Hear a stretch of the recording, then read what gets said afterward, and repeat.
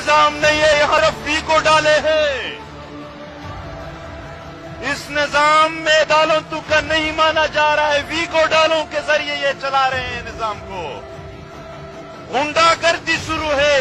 اگر آپ نے یہاں کوئی بات کی تو یہ نہیں کہیں گے کہ قانون، یہ نہیں کہیں گے کہ آئین، یہ نہیں کہیں گے کہ عدالت حرکت میں آ جائے گی.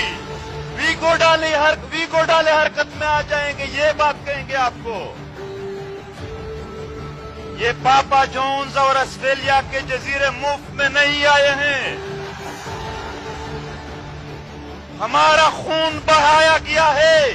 ہمارے ماؤں کے اتنے آنسو بہائے گئے، پورا سیلاب بنتا ہے ان سے. ان کے لیے ہم امیدیں رکھیں تو کس سے امیدیں رکھیں؟ پارلیمنٹ سے. پارلیمنٹ جرنیلوں کے اجازت کے بغیر ہمارے امن کے لیے ایک میٹنگ بھی نہیں کر سکتے. عدلیہ سے ہم امیدیں رکھیں. 500 لاشیں نشتر اسپتال کے اوپر پڑے ہیں، اس پر سموٹو ایکشن نہیں لیا گیا. علی وزیر کو ضمانت دینے کے باوجود بھی اس کے عدالت کے فیصلوں کو کسی نے نہیں مانا. ہم کو بیرونی فنڈ کہنے والے لوگوں، ان کو ایک پیسے کا ثبوت نہیں ہے، جبکہ یہ خود 33 ارب ڈالر لے چکے ہیں. اربوں ڈالر لے گئے. اور اب ایک بار پھر پشتون بیلٹ میں مسلح تنظیموں کو لایا گیا ہے.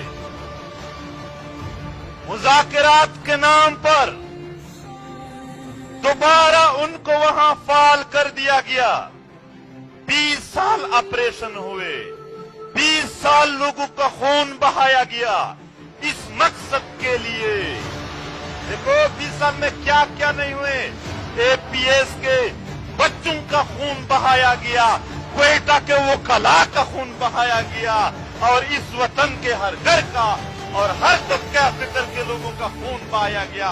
آخر میں کہا گیا کہ اب ہم دوبارہ لا رہے ہیں، تو پھر یہ 20 سال کا ٹھکانا اس لیے کیا.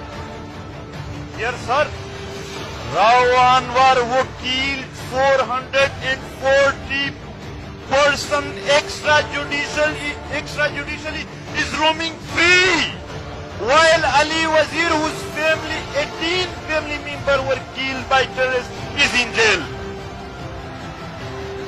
This is justice in Pakistan. اس پوائنٹ کو نوٹ کرے. ریاستی جبر کو کور کرنے کے لیے ایسے گروپس بنا دیے گئے کہ ان کے ظلم کے بعد کسی مظلوم کے ذہن میں انصاف اور عدالت کی کوئی توقع نہ رہے. یعنی طالبان، یعنی بلوچستان میں ڈیتھ سکواڈز، وہ ایسے طریقے بنا دیے گئے کہ عام عوام کے ذہن میں یہ کوئی آفت سمجھے اور وہ عدالت اور ان کی طرف کوئی رجوع بھی نہ کر سکے. بہت خون بہایا گیا. اور پھر دنیا سے ڈالر لیے گئے. یہاں لوگ پوچھیں گے کہ کیا فائدہ ہے اس جرنیلوں کو ان پالیسیوں کا. میں فائدے بتاتا ہوں. جب یہ بدامنی پیدا کر دیتے ہیں، پھر امن کے نام پر جب آ جاتے ہیں تو جو منرلز ہوتے ہیں، جو ریسورسز ہوتے ہیں، ان پر قبضہ کر دیتے ہیں. اور پھر بیرونی دنیا سے اس نام پر کہ ہم تو دہشت گردی کے خلاف لڑتے ہیں، ڈالر لیتے ہیں. سوات میں، بنیر میں، باجوڑ سے لے کر وزیرستان تک پورے قبائلی پٹی میں دوبارہ حالات خراب کر دیے گئے ہیں. مگر اس بار پشتون عوام اپنے سرزمین پر کسی بھی دہشت گردی کو نہیں مانتے، یہ نہ چھوڑیں گے. وہاں یہ میڈیا جرنیلوں کے اجازت کے بغیر ایک ٹکر نہیں چلا سکتے ہیں. ہم ابھی یہ چند ہفتوں سے پشتون بیلٹ میں احتجاجی مظاہرے جاری ہے. ایک عجیب سی بات بتاتا ہوں. یہ وہاں کے ایم پی ایز یا ایم این ایز کے دل شکنی کے لیے نہیں ہے کہ اس کے حوصلے ٹوٹ جائے اور نہ آئے، بلکہ ایک حقیقت کے طور پر میں پیش کرتا ہوں. हम नारे लगा रहे थे अवाम के हम अमन चाहते हैं। मरकजी और सूबाई हुकूमत के MPAs MNAs हमारे साथ खड़े थे, वो हमसे ज्यादा नारे लगा रहे थे कि हम भी अमन चाहते। भाई हम तो आप लोगों से अमन चाह रहे थे, आप किससे अमन चाह रहे हो? हल क्या है? हल बताता हूं। अवाम ने मुजाहमत करना होगा। मुजाहमत के जरिए हम इन सारे इदारों को प्रेशराइज कर सकते हैं। मुजाहमत के जरिए हम इस सारे हालात को चेंज कर सकते हैं। अवाम खुद उठेंगे तो उनकी बात सुनी भी जाएगी और मानी भी जाएगी। अगर अवाम बैठे रहे, अगर अवाम खामोश थे, अगर अवाम में मुतहरक नहीं थे, अगर अवाम मुनज़्ज़म नहीं थे, तो ये हालात ऐसे ही रहेंगे। और मैं यहां पर मौजूदा हुकूमत की एक बात करता हूं। ये जब अपोजिशन में थे तो हर रोज अली वजीर के प्रोडक्शन ऑर्डर का मुतालबा करते थे। अदालत जब वोट का मरहला आया तो अदालत में यही अपोजिशन वाले चले गए कि क्यों प्रोडक्शन ऑर्डर जारी नहीं करते। लेकिन जब उनकी अपनी हुकूमत आई तो आज अली वजीर जेल में, कोई प्रोडक्शन ऑर्डर नहीं है। वजीर आजम को अली वजीर का वोट चाहिए था, मगर आज अली वजीर के लिए एक लफ्ज भी अदा नहीं किए। हमें बताया जाता है कि अगर फलाने की हुकूमत आ गई तो आप लोगों के मसाइल हल हो जाएंगे।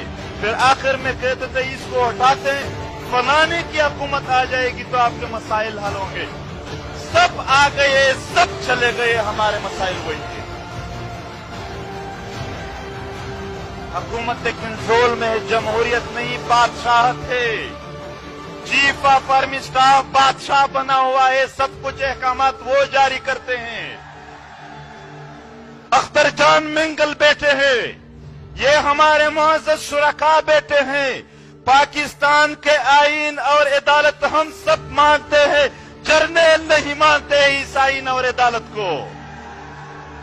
इसलिए वो किसी भी मिसिंग पर्सन्स को अदालत में पेश नहीं करते हैं। क्या उसका पाकिस्तान के अदालतों पर यकीन नहीं है? मगर एक कारोबार बनाया हुआ है इनसे।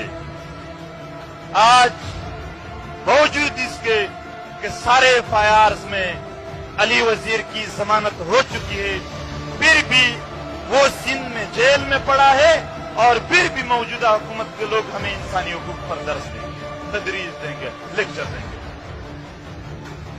आए काफी सुनाए, आइंदा भी सुनेंगे, मगर उम्मीदें नहीं होंगी फिर हमारे। दोस्तों, यहां ही करीब रियाज खान यूनिवर्सिटी का एक स्टूडेंट है, वो जेल में पड़ा है और आज उसके लिए कोई बात नहीं है।